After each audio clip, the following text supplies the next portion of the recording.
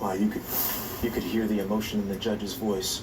All right, speakers today reiterating their complaints about inhumane conditions inside the Delaney Hall Immigration Detention Center and continuing the call for ICE to be defunded along with the facility shutdown.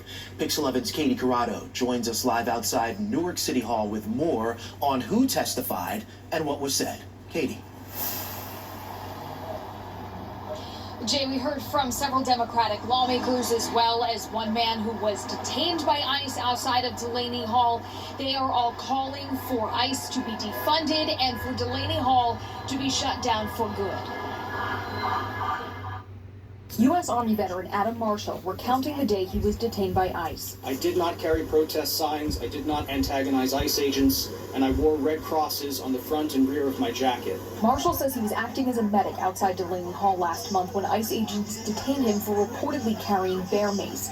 He says he's never owned or used it and tried to explain he was a veteran. An Air Force Master Sergeant showed me a phone picture of himself in uniform, and he gloated, "I bet you thought ICE couldn't arrest American citizens." Marshall says he was eventually released with a warning in an abandoned industrial area of Newark. I wish to raise the highest level of alarm.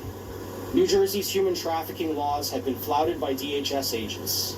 The constitutional protections against illegal search and seizure, the right to due process, and the right to a speedy trial simply do not apply at 451 Doremus Avenue. He sat alongside activists and Newark Mayor Ross Baraka during a hearing with Democratic lawmakers about conditions and oversight at Delaney Hall. The best way to solve this problem is to close Delaney Hall. Newark is suing Delaney's operator, Geo Group.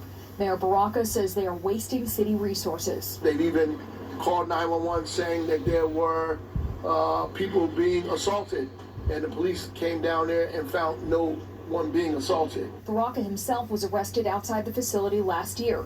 Councilwoman LaMonica McIver is also facing 17 years in prison, accused of assaulting federal officers during a confrontation outside Delaney Hall last year. We will keep standing up for detainees and the peaceful protesters at Delaney Hall.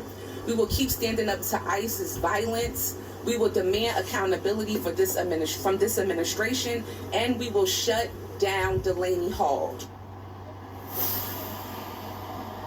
And the head of New Jersey's ACLU also spoke and pointed out that the most important voices in this conversation, those of the detainees, were not heard today. He is also calling for legislation to uphold due process.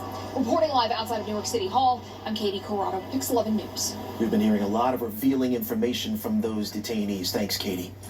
And we're here now with Gigi. We were just talking about how in Katie's shot it was raining and the sun was shining. Yeah, and that'll happen. You get a spritz here and there. The ground is dry. It's not much, but the forecast is going to increase in terms of probability of not a bad day for the parade at all. We always got